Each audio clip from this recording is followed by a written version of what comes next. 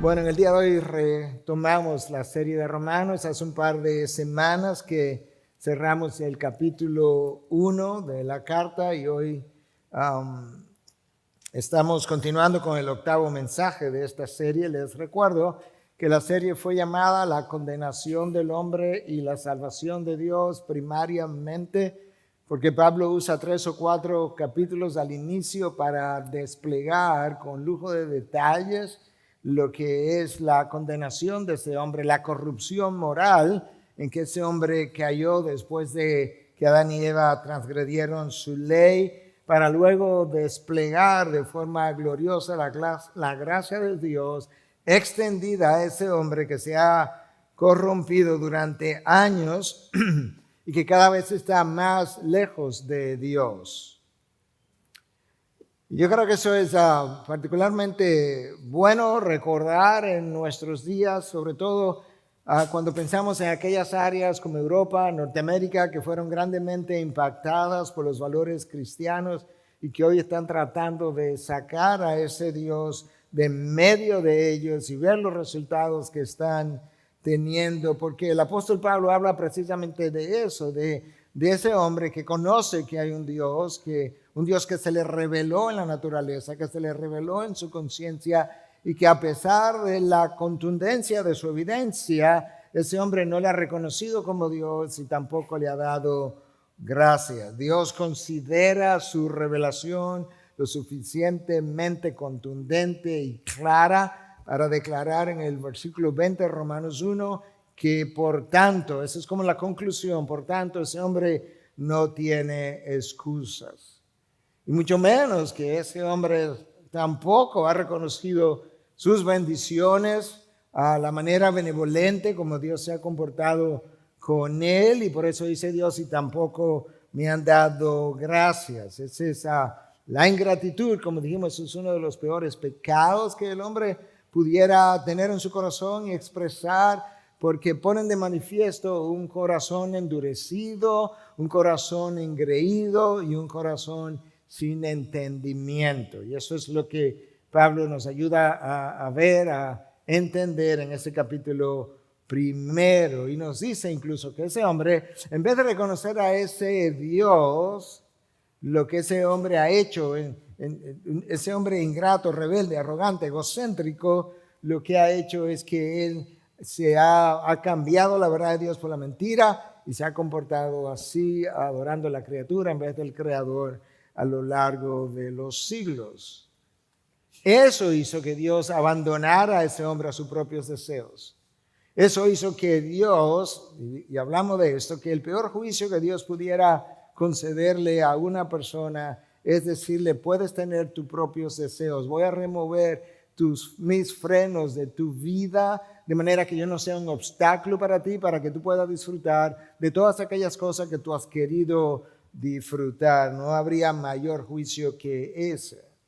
El resultado de todo eso, dice Pablo, el resultado de esa acción de parte de Dios es una larga lista de pecados que él enumera del versículo 22 del versículo 24 al 32. Y en esa serie de pecados aparece una serie de conductas sexuales y aberraciones sexuales y una larga lista de pecados internos muy particular del corazón que nadie podría ver, como la envidia, la avaricia. Y luego Pablo da paso a una larga lista de acciones pecaminosas, entre las que él incluye los pleitos, engaños, los chismes, la insolencia, la soberbia y la jactancia, entre otros. Cuando Pablo está escribiendo ese capítulo primero, Pablo tiene en mente de manera prioritaria al hombre que no reconoce a Dios, el hombre que se comporta como si no hubiera Dios, al hombre que tú y yo llamaríamos incrédulo o llamaríamos impío o llamaríamos pagano. Eso es como es. Pablo está teniendo en cuenta, sin embargo, no solamente a ese hombre impío que no reconoce a Dios, pero también a toda la humanidad a lo largo de toda la historia desde que Dios creó al hombre. Y por consiguiente, Pablo usa pronombres en plural y verbos en plural. Pero cuando el apóstol Pablo entra al capítulo 2, él hace un cambio, él hace un giro y ya no usa pronombres en plural ni verbos en plural, él lo hace de manera singular. Él se imagina que está delante de alguien con quien él está teniendo un diálogo personal, un tanto argumentativo, un tanto confrontador, un tanto declaratorio, para enfatizar una verdad que él quiere comunicar. Y esa forma de tener ese diálogo imaginario común en esa época, común en las cartas de Pablo, pero especialmente en Romanos, es que nosotros llamamos diatriba.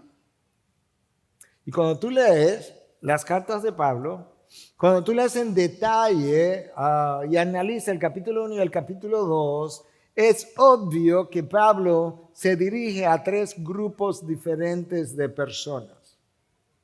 Y lo menciono porque esto es importante para entender el capítulo 2 y la transición del 1 al 2. En el primer capítulo, Pablo se dirigió a la persona incrédula, la persona que vive, como dije ya, como si Dios no existiera, vive sin ley, hace lo que él quiere. En el capítulo 2, ahora Pablo se va a referir a la persona moralista. La persona que piensa que vive correctamente, que como piensa que vive correctamente, se siente en la capacidad de pasar juicio sobre otro, ve su estilo de vida como superior a otros, a pesar de que muchas veces viven en la práctica de los mismos pecados. Y ahí pudiéramos incluir no solamente al moralista no religioso, pero pudiéramos incluir también al cristiano nacido de nuevo, también moralista, que acostumbra a pasar juicios sobre otros. Tú y yo, por ejemplo, no nos compararíamos con una prostituta. Sin embargo, aparte de la gracia de Dios, esa prostituta y tú y yo estaríamos igualmente condenados. En ese grupo, en la época de Pablo, decía en mi primer mensaje, podríamos incluir a un filósofo famoso de nombre Séneca. Te voy a mencionar cómo Séneca pensaba, porque cuando tú comienzas a oír su nivel de moralidad, tú dices, wow, pero este hombre casi suena como un cristiano, pero no lo era. Escucha lo que F.F. Bruce dice, un académico del Nuevo Testamento, que Séneca exaltó las grandes virtudes morales, desenmascaró la hipocresía, predicó la igualdad de todos los hombres, reconoció el carácter omnipresente del mal, practicó e inculcó el autoexamen diario, que la mayoría de nosotros no hacemos, ridiculizó la idolatría vulgar, asumió el papel de guía moral. Pero, con frecuencia, toleraba en sí mismo vicios no tan diferentes de los que condenaba en otros, siendo el ejemplo más flagrante el dar su aprobación para que el emperador Nerón matara a su propia madre Agripina. Séneca fue el mentor de Nerón, dio aprobación para que Nerón matara a su propia madre, y Nerón llegó a matar a 2 de sus esposas. Hay un tercer grupo al que Pablo se va a dirigir más adelante en el capítulo 2, específicamente a partir del versículo 17, donde Pablo le habla a los judíos y les dice, pero si tú que llevas el nombre de judío y te apoyas en la ley, ahí continúa toda su argumentación. De manera que en el texto de hoy, que es Romanos 2, de versículo 1 al 5, yo quiero que tú veas al moralista no religioso, no cristiano, pero que te puedas ver tú mismo en ese grupo, porque yo tengo que hacer lo mismo.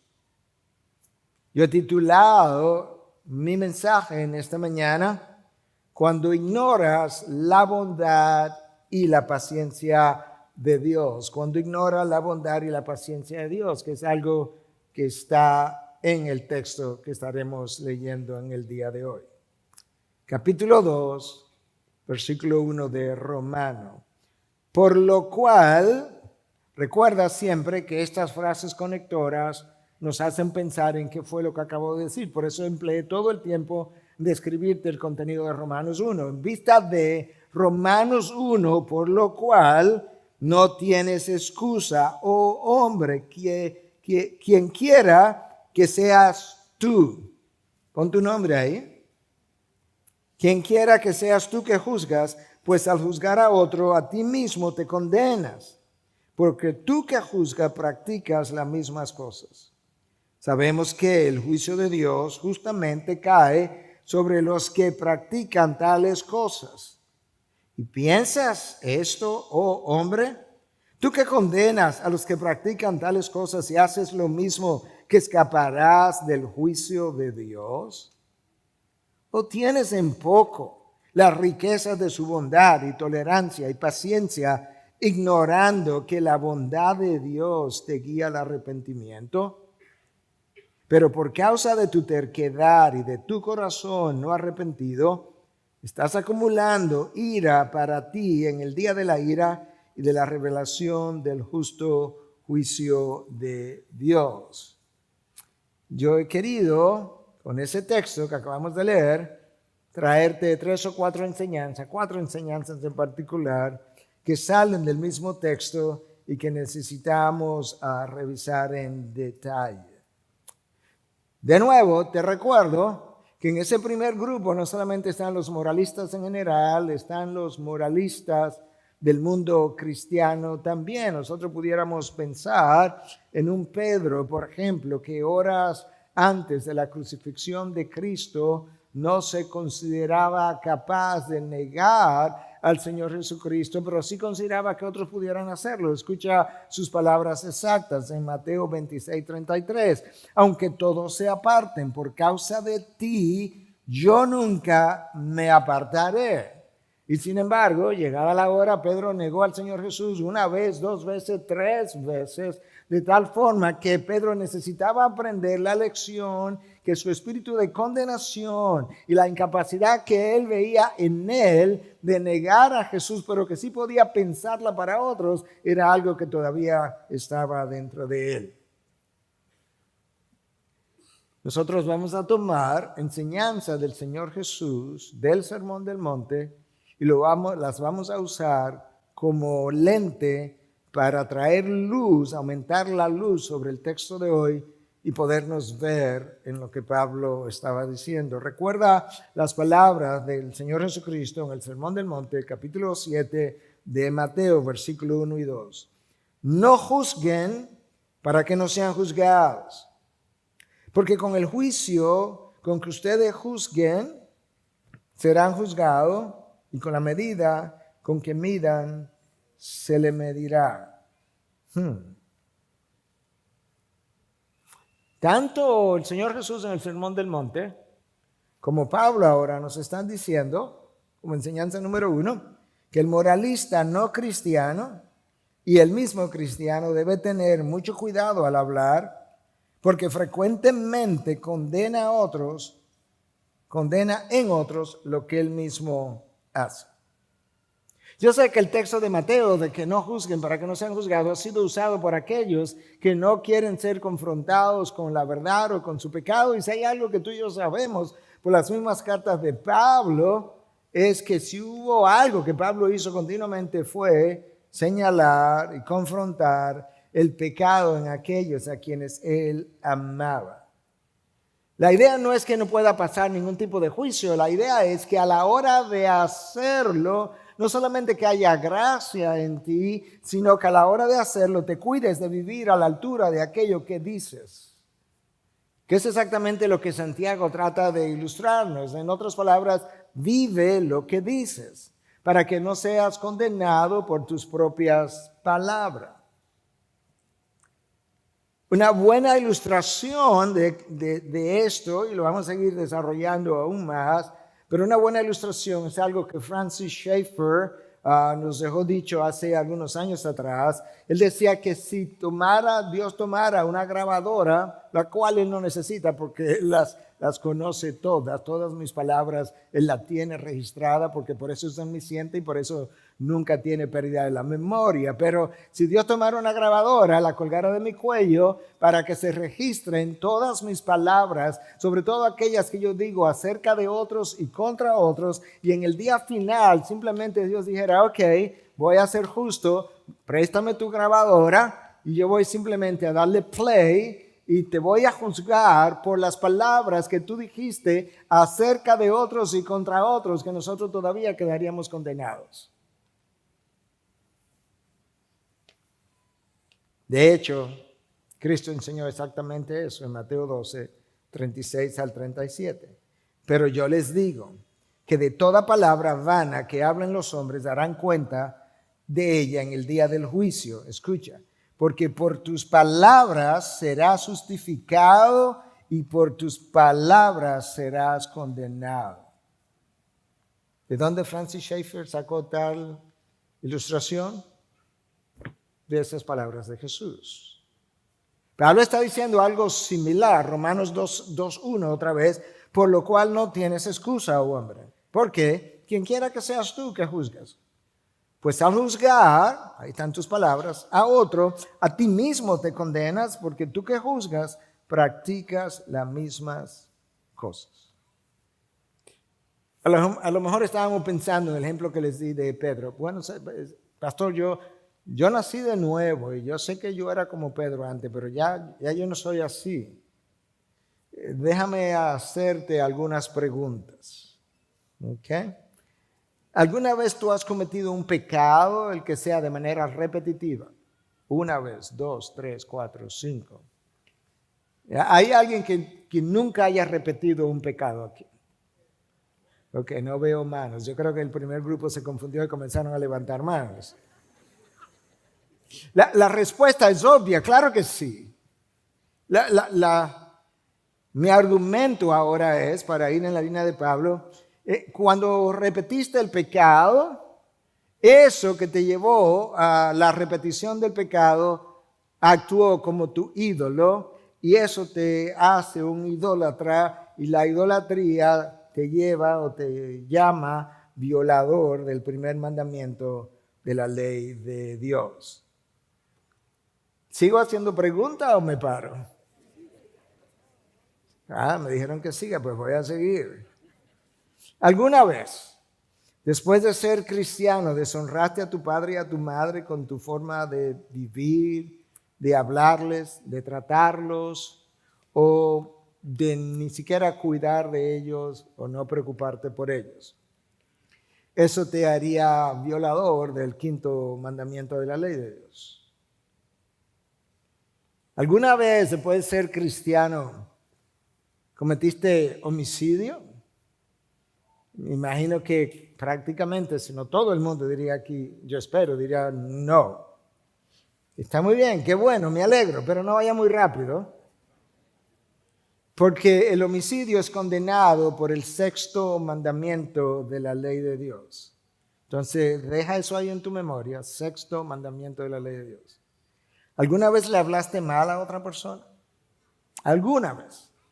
¿De forma insultante, hiriente, ofensiva, vulgar o de alguna otra forma?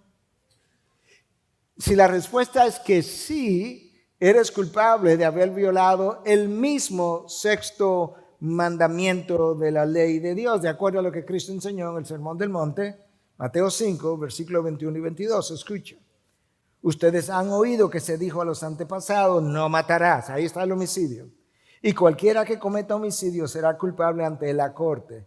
Pero yo les digo, ahora viene Cristo a comparar el homicidio con otra cosa, que Él la pone a la misma altura. Pero yo les digo que todo aquel que esté enojado con su hermano será culpable ante la corte, y cualquiera que diga insensato a su hermano será culpable ante la Corte Suprema, y cualquiera que diga idiota o raca, dependiendo de tu traducción, será merecedor del infierno de fuego. La razón es que el sexto mandamiento de la ley de Dios fue dado para proteger la integridad de la imagen de Dios. Y cuando tú matas a alguien, has atropellado la imagen de Dios de una manera, pero cuando insultas a alguien, has atropellado la misma imagen de Dios de la misma forma. Y esa es la queja de Santiago en su carta, cuando dice que usamos los mismos labios para adorar a Dios, para luego hablar mal del hermano que es portador de la imagen de Dios. Santiago tiene el cuadro claro.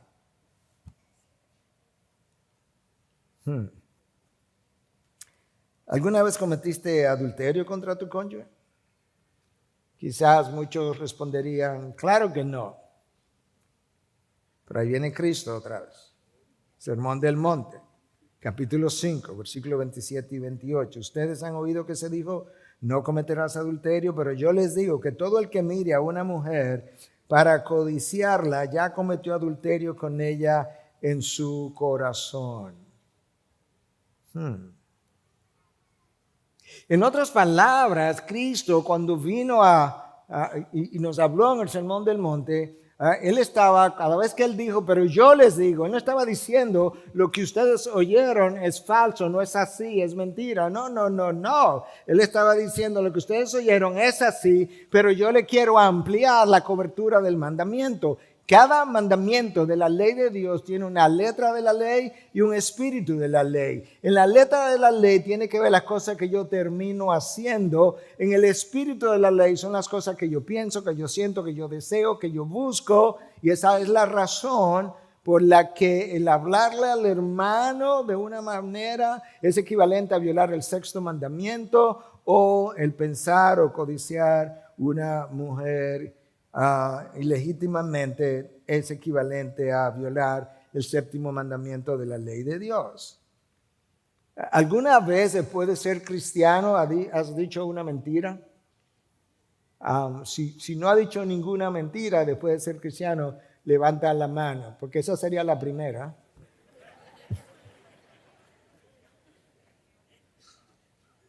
Obviamente.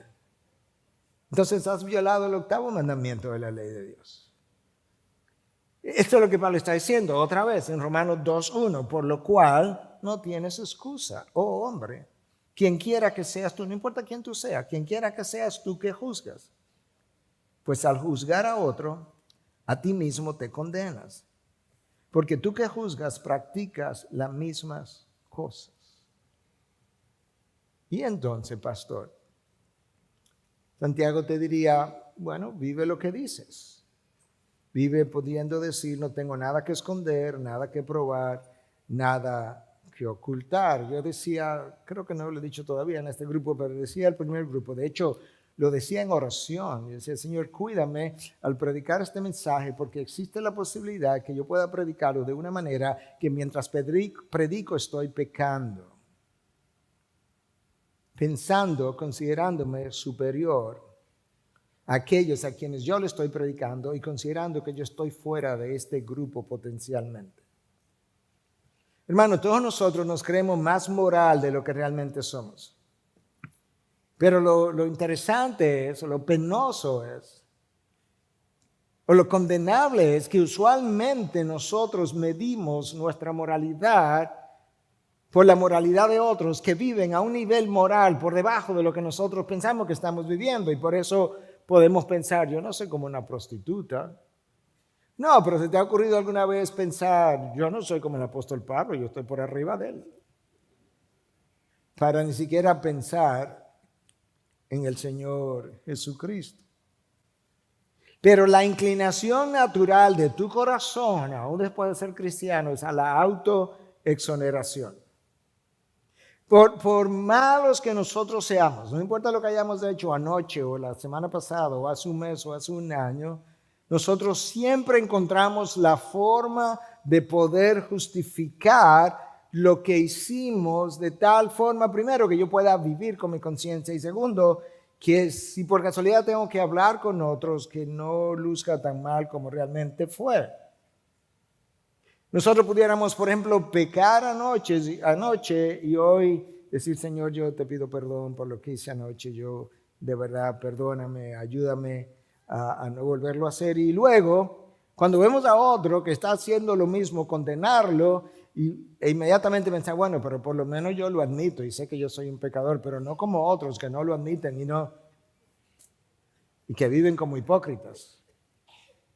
Y Pablo dice, no importa quién seas tú, cuando juzgas a otros, a ti mismo te condenas.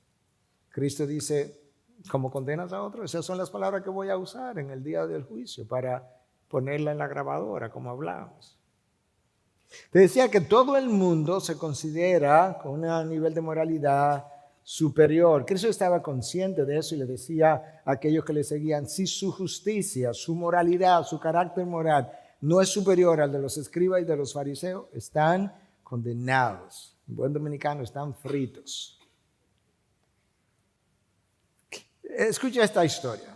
Al Capone, uno de los mayores gángsters que Estados Unidos haya tenido, año 1920, 1930, finalmente cayó preso en 1931, pero buscado por la FBI, todo tipo de delito. Escucha lo que él pensó de sí mismo.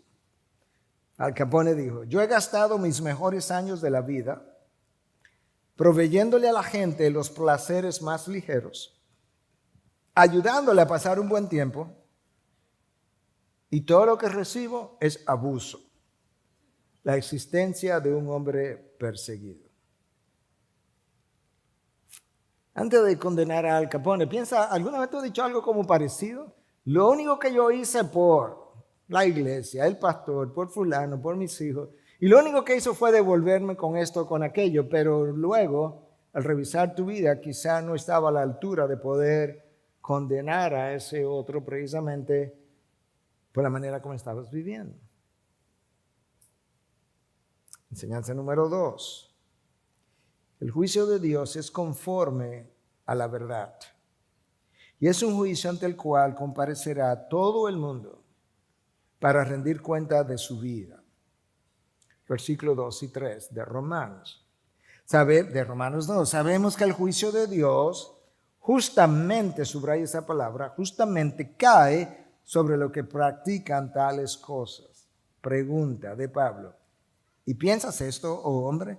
Tú que condenas a los que practican tales cosas y haces lo mismo, ¿que escaparás del juicio de Dios? La idea aquí es que aquellos que practican las cosas de las cuales Pablo habla, no escaparán al justo juicio de Dios.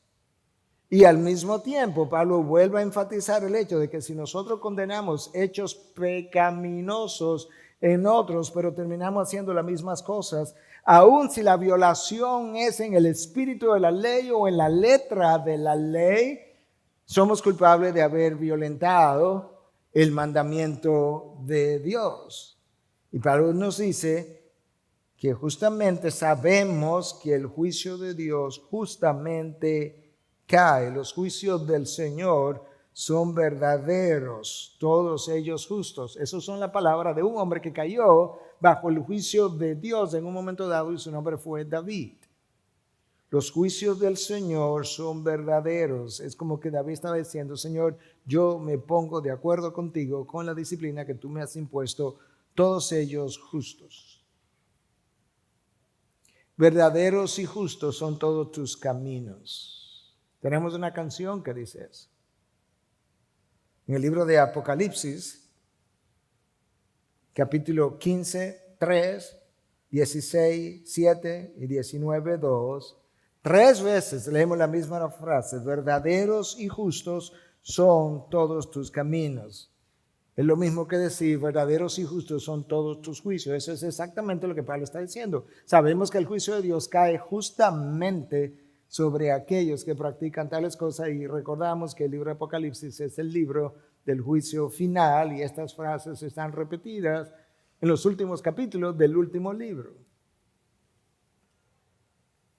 A la hora de enfrentar el juicio de Dios, cuando Pablo dice que el juicio caerá justamente, está hablando que el juicio será conforme a la verdad. Ahí no habrá nada relativo.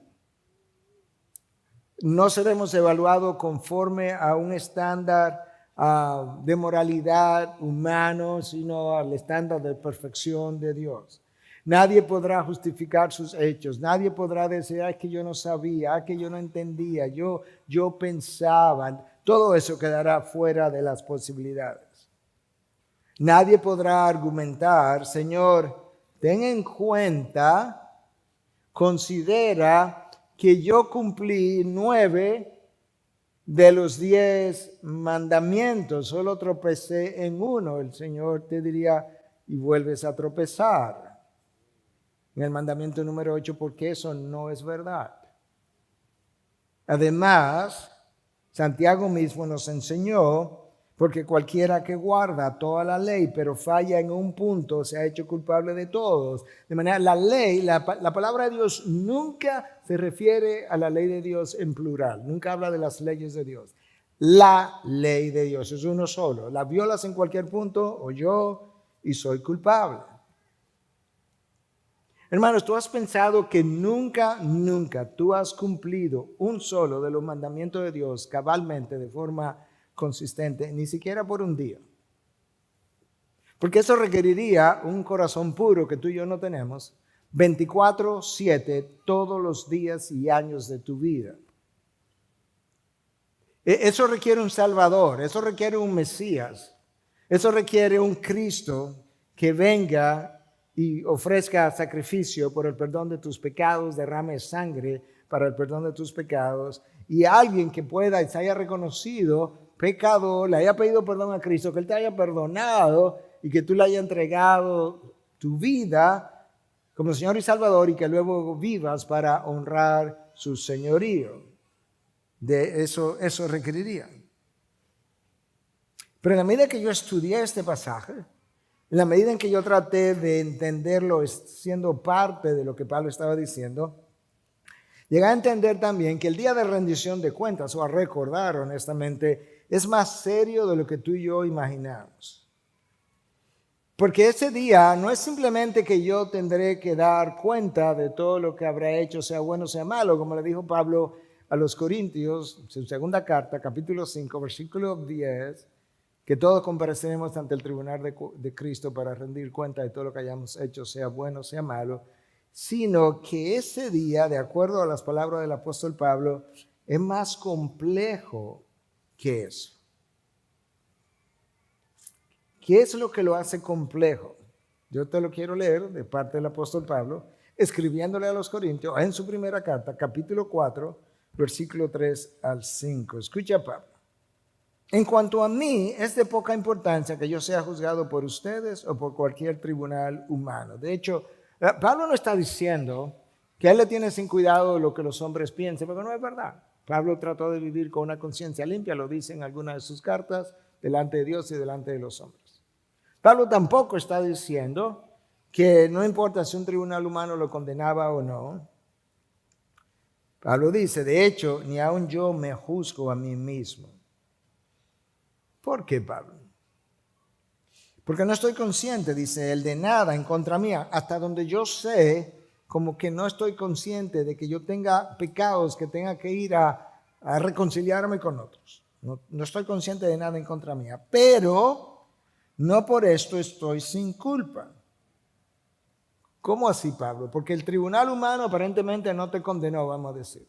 Los otros hombres, vamos a decir, no te están condenando. Tú no estás consciente de ningún pecado. ¿Y por qué tú dices que aún así tú no sabes si estás sin culpa? Pues el que me juzga es el Señor. Bueno, sí, ¿pero qué? Versículo 5. Por tanto, no juzguen antes de tiempo, sino esperen hasta que el Señor venga, el cual sacará a la luz las cosas ocultas en las tinieblas. Las cosas que yo no confesé serán sacadas a la luz en las tinieblas, pero también pondrá de manifiesto los designios de los corazones. Las intenciones de los corazones, las motivaciones de por qué prediqué el mensaje de hoy cuando lo prediqué, o toda mi historia de predicación. Entonces, cada uno recibirá de parte de Dios la alabanza que le corresponde. No hay retribución hasta que no veamos lo que hiciste y las motivaciones de lo que hiciste. ¿A qué es que se está refiriendo Pablo cuando habla de las intenciones o motivaciones del corazón? Déjame darte un par de ilustraciones. Yo podría hacer lo correcto para conseguir el favor de otro. Yo pudiera estar anhelando la aprobación del público, ya sea o el público internacional cuando viajo, y decir lo correcto, pero todo el tiempo con la intención de ganar popularidad. Y en ese caso, lo bueno que hice se me contó como pecado. Yo puedo decir la verdad para que se crea que soy una persona veraz, cuando en realidad lo que estoy haciendo es tratar de ocultar una mentira mayor. De manera que al tú creer con la primera verdad que soy una persona veraz, ahora no pensaría en mi otro problema. Pero esa verdad resultó pecaminosa. Te lo voy a ilustrar con la vida de Cristo. No en la vida de Cristo, porque Él no pecó, pero con la vida de Cristo. Puedo tratar muy bien y de forma muy amable o tratarte de forma muy amable para hacerte creer que estoy de tu lado, y eso es lo que voy a usar con la vida de Cristo. Cuando lo que estoy tratando es de que no descubra algo más en mi vida que es pecaminoso. Y ahora viene mi ilustración. Los fariseos y los escribas habían decidido que a Cristo había que encontrarlo en falta para condenarlo y matarlo. Pero ellos enviaron a sus discípulos a Cristo. Tramaron primero, el texto de Mateo 22 dice que ellos se juntaron y ahí planificaron lo que iban a hacer. Cuando vinieron donde Cristo le dijeron, para atraparlo, dice el texto, de manera que ya el complot estaba armado, lo vamos a atrapar, pero la trampa tiene que venir con las palabras siguientes. Maestro, sabemos que eres veraz y que enseñas el camino de Dios con verdad y no buscas el favor de nadie porque eres imparcial. ¡Wow! Esta gente está casi convertida. No. Porque todo eso que le dijeron era verdad, pero su verdad era el peor pecado que ellos podían cometer. Porque inmediatamente después le dijeron, por tanto, como tú eres así de veraz, dinos, ¿es lícito pagar impuesto al César? Pero dijeron eso para atraparle. Y tú conoces la historia. Dame una moneda. ¿De quién es esa cara? Del César. Pues das al César lo que es del César y a Dios lo que es de Dios. Y todo ese halago fue para lucir bien y esconder la mala intención de sus corazones. Pablo dice entonces, en el día final las intenciones de los corazones serán puestas en despliegue. En el versículo 3, esta es la pregunta, pero de forma resumida. ¿Piensas? Así que comienza la pregunta con ese verbo. ¿Piensas? Y termina con que escaparás del juicio de Dios. El fallecido pastor Donald Gray Barnhouse, en su comentario, nos dice o traduce este versículo 3 de Romanos 2 de una forma espectacular porque lo pone de una manera muy coloquial, muy contemporánea. Eso es como él lo traduce, pero lo hace entendiendo el énfasis, la fuerza de la pregunta en el original. Tonto, ¿realmente te imaginas que has descubierto un ángulo que te permitirá enfrentarte a Dios y salirte con la tuya? No tienes ni la más remota posibilidad. No hay escapatoria. ¿Entiendes? No hay escapatoria nunca. Y esto significa que tú, la persona respetable, que juzgas a otros semejantes, pero tú mismo no te arrepientes. Por eso que Pablo dice, ¿tú piensas que va a escapar si juzgas y estás en lo mismo? Enseñanza número 3. Nuestra falta de arrepentimiento a lo largo del tiempo es tomada por Dios como un desprecio y desdén hacia su bondad y paciencia. Nuestra falta de arrepentimiento, en la medida que el tiempo va pasando, es tomada por parte de Dios como un desdén y un desprecio de su bondad y paciencia. Pablo conocía muy bien el carácter de Dios, por eso habla de la bondad, la tolerancia y la paciencia de Dios en el versículo que estamos a punto de leer. Pero él conocía muy bien el carácter del ser humano, el carácter del hombre caído. Y estas son sus palabras, versículo 4, de donde viene la enseñanza. ¿O tienes en poco las riquezas de su bondad y tolerancia y paciencia, ignorando que la bondad de Dios te guía al arrepentimiento? ¿La tienes en poco? Eso es un desdén, eso es un desprecio a su bondad. La Nueva Traducción Viviente lo pone de esta manera, muy similar. ¿No te das cuenta de lo bondadoso, tolerante y paciente que Dios es contigo? ¿Acaso eso no significa nada para ti? ¿No ves que la bondad de Dios es para guiarte a que te arrepientas y abandones tu pecado? Hermanos, si hay algo que yo sé de este libro, es que Dios, en mi propia vida, nunca ha traído una disciplina o un juicio a sus hijos o aún a los incrédulos sin darles una advertencia, 2, 3, 4, 5 y quién sabe cuánto más. Por eso es que Pablo dice que su bondad, su tolerancia y su paciencia.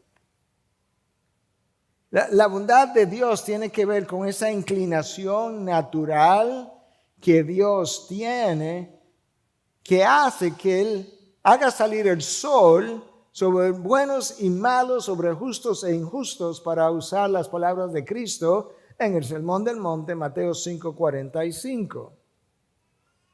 Fue la bondad de Dios que guió a Dios a no quitarle la vida física a Adán y Eva, porque el pacto había sido, tú tienes un chance para pecar.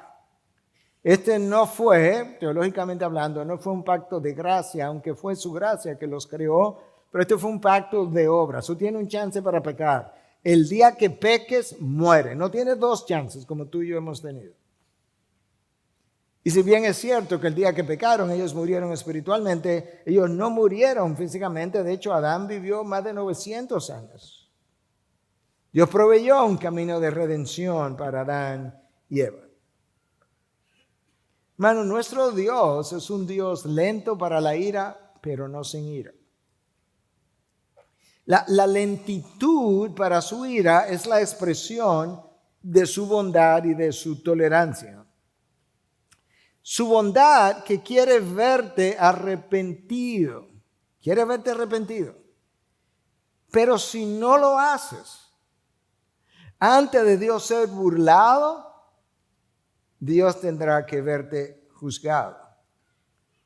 Porque Él ya declaró en Gálatas 6:10, nadie se burla de Dios. Lo que siembras, de eso ciegas. Lo que yo siembro, de eso yo segaré.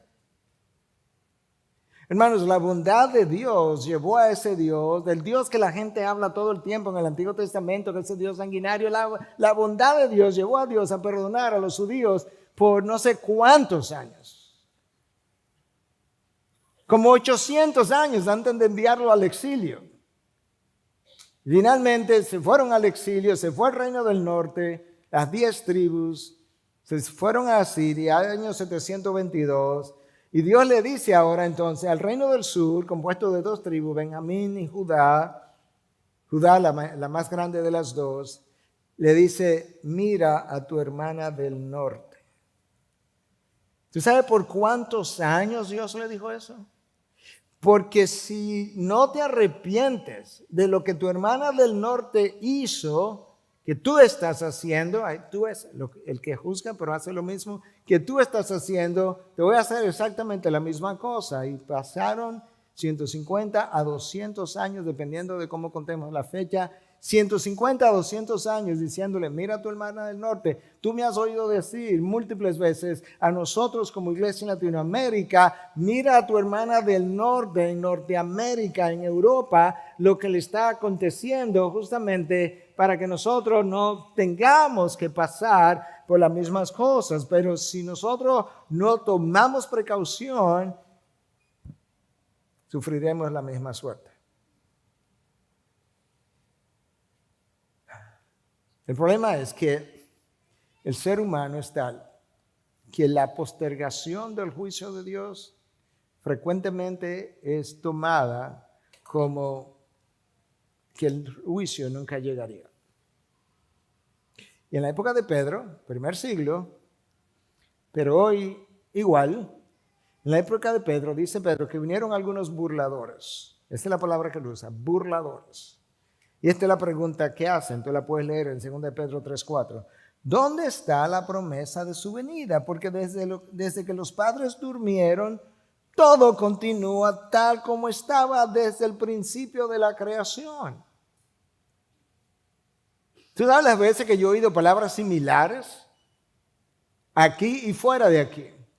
Las cosas están muy mal, pero saldremos de esta. Y otra vez volveremos. Volveremos a la normalidad. Porque ese es el mundo. El mundo da vuelta, vuelta y vuelta y volvemos a lo mismo, pero salimos de él. No. La historia del mundo no es circular, aunque parece un círculo. Es lineal. Hay un comienzo y hay un fin.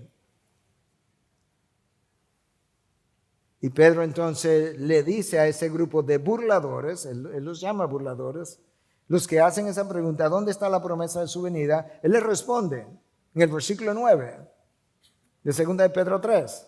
El Señor no se tarda en cumplir su promesa, sino que algunos entienden la tardanza, según algunos entienden la tardanza, sino que es paciente para con ustedes, no queriendo que nadie perezca, sino que todos vengan al arrepentimiento. En la bondad de Dios, el deseo de Dios, el deseo primario de Dios, no es condenarte, es salvarte. El deseo primario de Dios es que te arrepientas. Entonces Él, en su tolerancia, Él pospone su juicio. El problema es que damos por sentado la abundancia de Dios, y decía el filósofo alemán Heine, que al final Dios va a perdonar a todo el mundo, porque después de todo ese es su trabajo. O sea, el trabajo de nosotros es pecar y el de Dios es perdonar.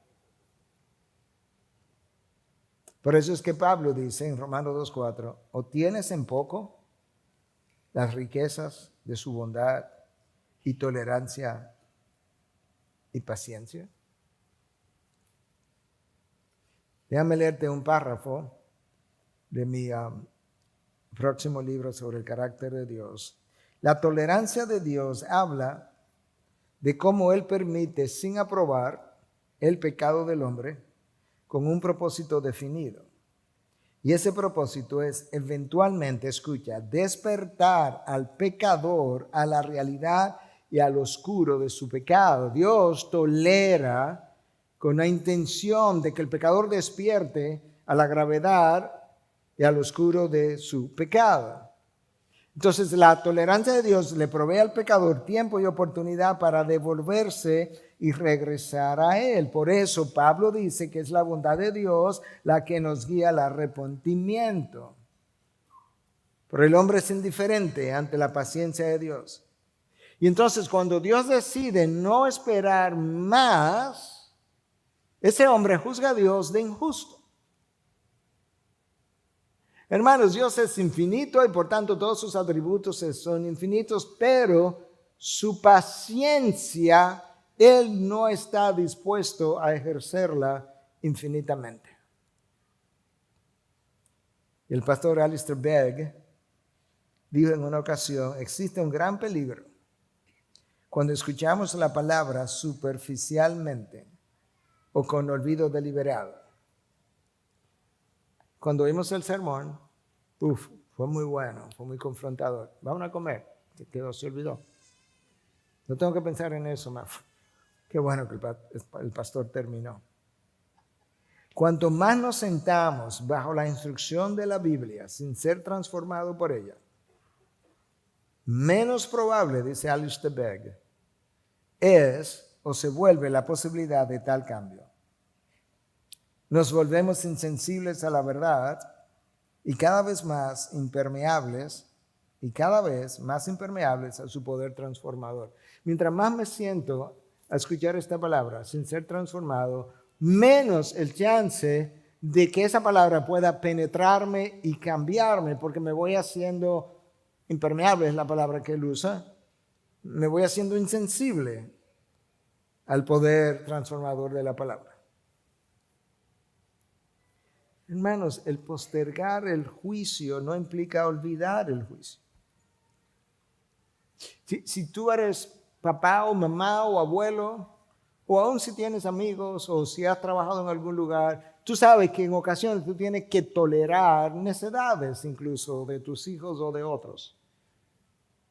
En el caso de Dios, en su benevolencia, Él tolera aquello que Él odia, que Él aborrece, que es el pecado. Eso es otro tipo de tolerancia.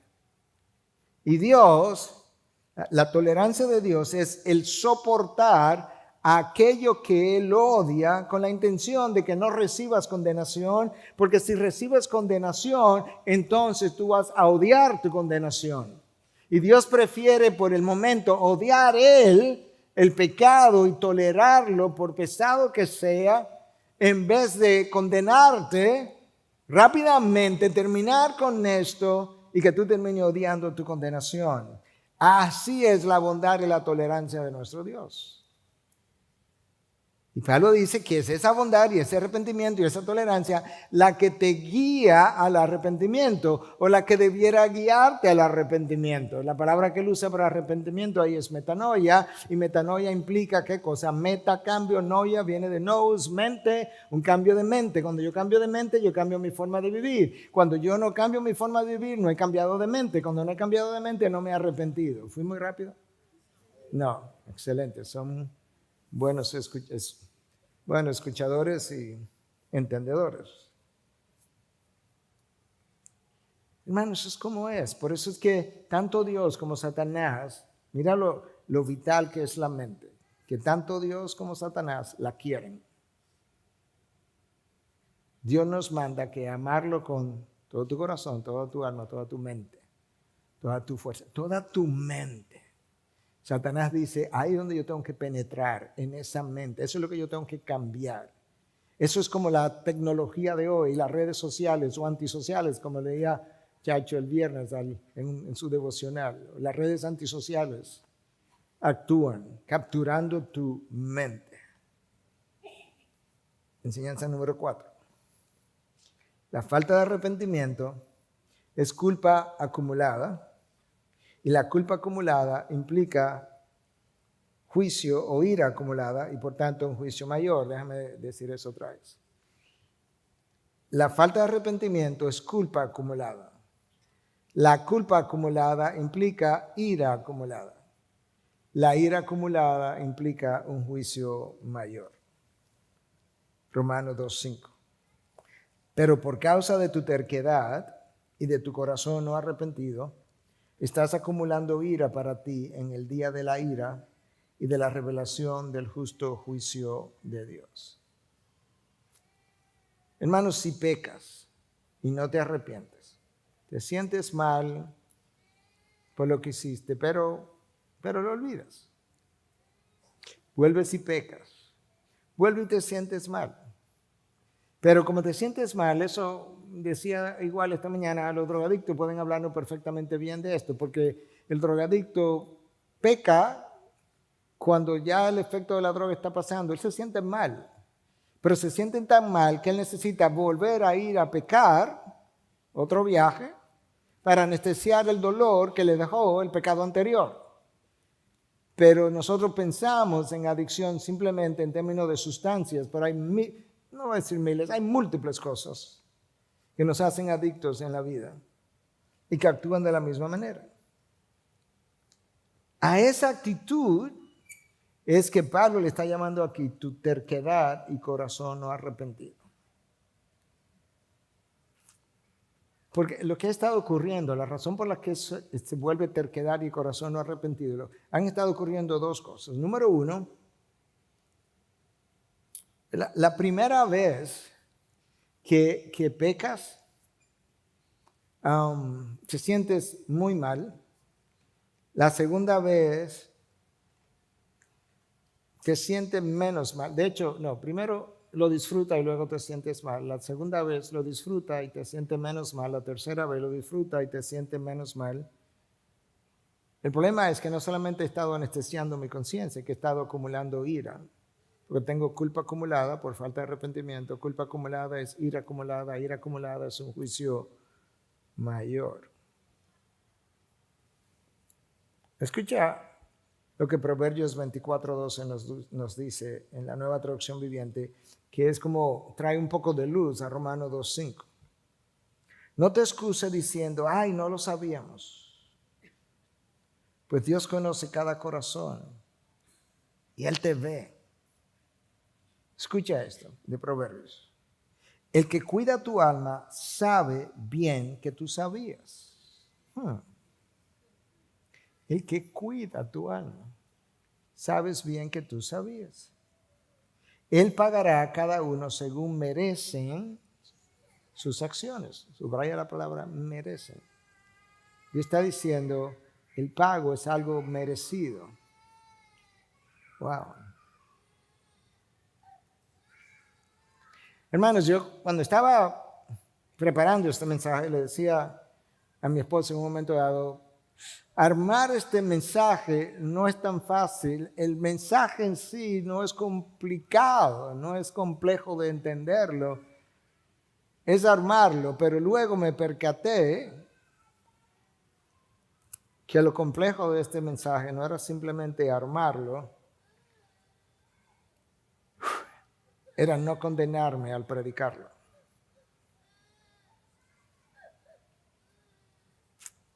Porque es posible predicar la palabra de Dios con un aire de superioridad,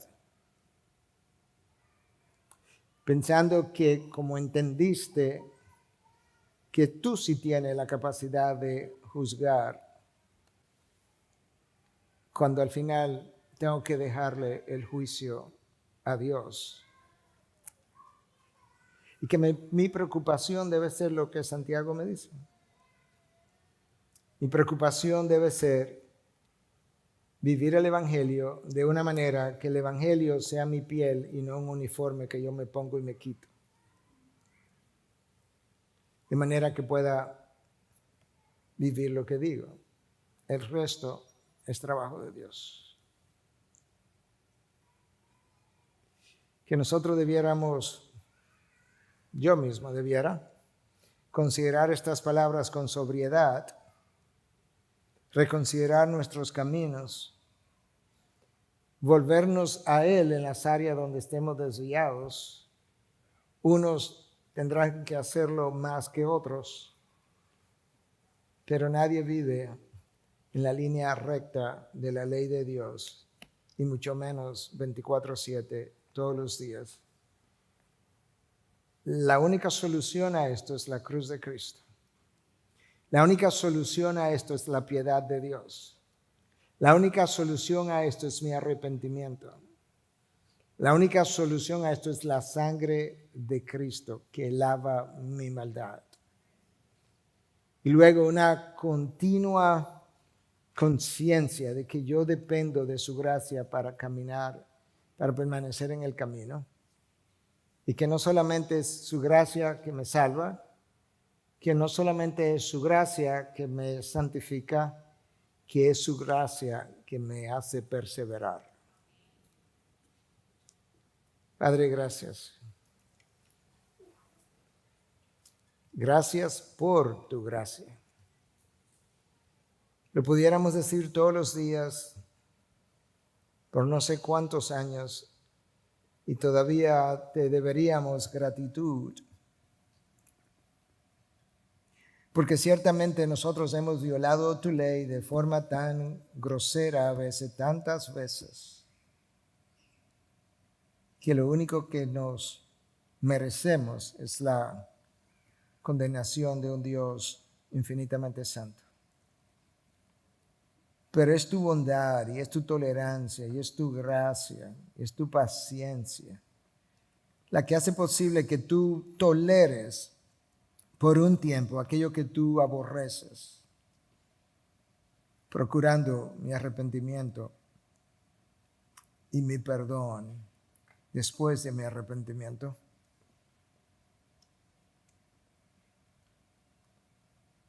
Oh Dios, quizás visitaste a algunos, a muchos o a todos en esta mañana, independientemente de donde tú estés, ahí donde estés. Habla con Dios. No simplemente confiésate, pídele a Dios que te dé arrepentimiento, porque eso tiene que darlo Él, del pecado o pecados en el que has estado, te encuentres, o aún aquel que pudieras estar. Pídele a Dios que ese arrepentimiento sea profundo, genuino, para que pueda cambiar tu forma de pensar y que al cambiar tu forma de pensar pueda cambiar tu forma de vivir. Y si además nunca le habías entregado a Cristo tu vida, que tú puedas decir dónde está, Señora, además de pedirte perdón y reconocer tu sacrificio, en esta mañana yo quiero proclamarte mi Salvador, pero al mismo tiempo mi Señor, y quiero entregarte mi vida, recibir la tuya. Yo sé que es una salvación que yo no merezco, que es por pura gracia, y hoy que yo creo en ti, confío en ti, te confieso a ti, entonces por esa fe depositada en ti, solamente en ti, yo te pido que tengas piedad y me salves. Ten piedad de mí, decía el pecador en el templo en los días de Jesús. Ten piedad de mí, un pecador. Y al lado había un fariseo que decía, oh Señor, gracias que yo no soy como ese pecador al lado mío. Cristo dijo que de los dos, aquel que no se atrevía ni a levantar la vista hacia el cielo salió justificado y el otro condenado. Oh Dios, no nos permita salir condenados. Ayúdanos a tener la actitud correcta para salir justificados por ti.